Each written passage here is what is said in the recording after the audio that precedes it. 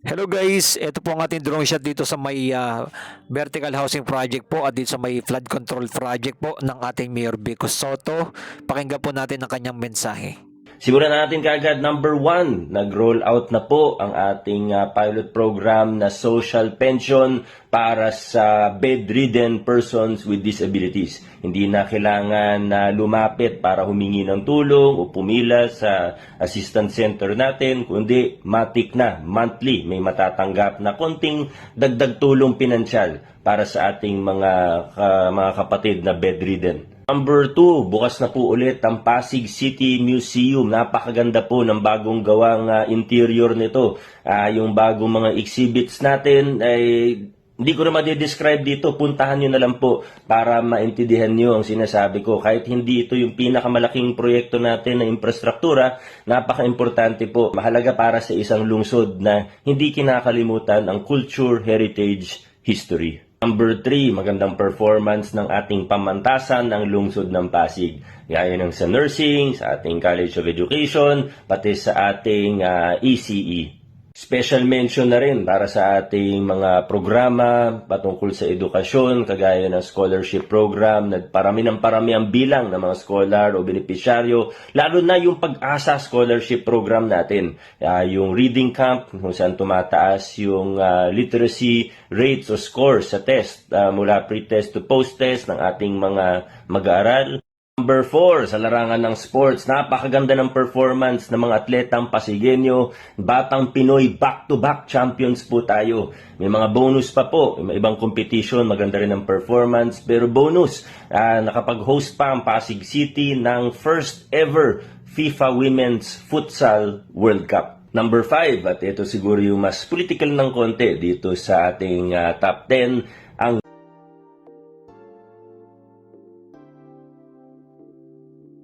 po ako na ito ay statement nating mga Pasigueño na ayaw na natin dun sa mga lumang kalakaran, ayaw na natin sa traditional politics, at gusto natin dire-diretso tayo tungo sa mabuting pamamahala at makabagong politika. At hindi rin siguro nagkataon na nung nakaraang DILG NCR Urban Exemplar Awards, special mention po ito, kinilala ang ating Sangguniang Panlungsod o City Council bilang Most Improved City Council. Tulong ni Vice Mayor Dodot at ng mga konsehal ng Giting ng Pasig, mas umaayos ang proseso natin sa City Council at nagiging mas maganda rin ang output nila.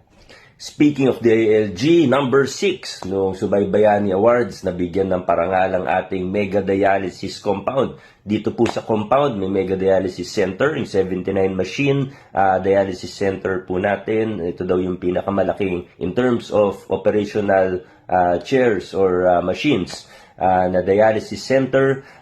Nandito rin po yung medical depot natin at yung bagong inaugurate din na food and water testing laboratory.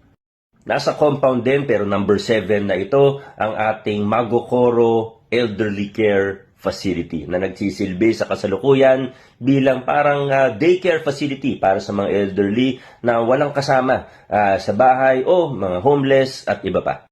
Nabanggit ko na lang din ng senior citizens o elderly, baka hindi pa po alam ng iba na nag-launch din tayo ngayong taon lang din ng bagong programa na health checkup during the birth month free check-up para sa ating mga senior citizens. Pumunta lang po sa pinakamalapit na barangay health center at mag-inquire o magpa-schedule ng check-up. Number 8, inauguration of our new cardiac catheterization lab na state-of-the-art. Ito po yung PCGH. Sa totoo, marami tayong bagong pasilidad, bagong infrastructure projects, hindi na naman isasama sa listahan, katulad na lang po ng Ice Hub, katulad po ng mga bagong multi-purpose with basketball court sa multi-level sa Palatio, sa Santa Lucia. Number 9, Pasig City collaboration, integration with the National ID, PhilSys. Meron naman akong post tungkol dito na mas naipaliwanag siya. Ginamit na rin natin to sa pamaskong handog. Pero ito ay malaking hakbang tungo sa Smart City, tunay na Smart City approach, tungo sa tunay na data-driven governance. And number 10, top 2 ang Pasig City LGU pagdating sa ratio of locally sourced revenues to total current operating income. Ibig sabihin, hindi tayo nakaasa sa budget na mula sa nasyonal at nakatayo tayo sa ating sariling paa. Honorable or special mention din ang ating iba't ibang mga award na nakuha ng iba't ibang departamento ng lungsod. Gaya na lang ng FOI Award mula sa Presidential Communications Office. Hindi ko na rin sinama sa top 10 na listahan na ito ang mga ongoing, kagaya na lang ng groundbreaking ng new City Hall. Kung tutuusin, pwede ko isama sa top 10 ang groundbreaking dahil historical event po yun, pero ang hirap pagkasyahin sa top 10 eh. Kaya yung mga ongoing project gaya ng bagong command center, health center sa Isantos at San Jose, at marami pa pong iba, hindi na muna natin sinama dito sa lista. Ayan guys, napakinggan po natin ng ating Mayor Vico Soto yung kanyang mga gagawin po dito at mga nagawa na po dito po sa May Pasig. At pinakita rin po natin yung tuloy-tuloy na pong ginagawang vertical housing project po niya po dito. At eto po, dito po yung Marikina and Pasig na ginagawa po flood control ay tuloy-tuloy po ito na napakalaking tulong po ito para iwas po dito sa pagbaha dito sa May Pasig and Marikina. Ayan, ipinapakita po natin sa inyo, ito po yung kanilang mga ibinabaon po dito. Ayan no, 18 feet po yan na bakal. Ganyang kahaba po yung mga ibinabaon po dito. Itong Japanese contractor na mga flood control po dito ng Marikina and Pasig. Ayan, pinakita na rin po natin sa inyo na ganito kahaba po ang kanilang mga ibinabaon dito. Pakita natin sa inyo, may guhit, may number yan. Ayan o, yung bandang dulo nakalagay 18. Ayan o. Yan. Sobrang haba po niyan na ibinabaon po dito. Talagang hindi talaga tinitipid etong flood control po dito. Yan. Iyan po yung binabaon nila. Ito na yan, no? Marami ng mga naibaon na. Ayan. Diyan po kasi ko-connect mismo etong gagawin nilang wall. Ayan. Magkaduktong po yan dyan dito. As in talagang matibay ang pagkakabaon nila dito para yung wall hindi basta-basta masira. Ayan. Siyempre tuloy-tuloy po natin itong ina-update itong Japanese contractor na flood control dahil napakalaking bagay po dito na matapos po ito. At nakikita naman po natin napakarami mga gumagawa. Ito po yung mga bahay na nakatira dito, 366 family ang housing project po na itatayo po ng ating Mayor Vico Soto. Dito na po yan, banda sa Pasig na po ito sa may bridge. Yan, tuloy-tuloy na po yan dito. Ang kagandahan po dito, itong mga Japanese contractor yung mga namamahala po dito.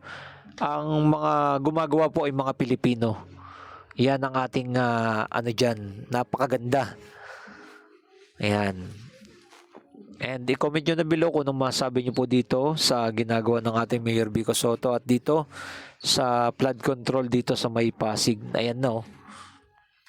Hanggang dyan na po sila ang kanilang mga nagagawa.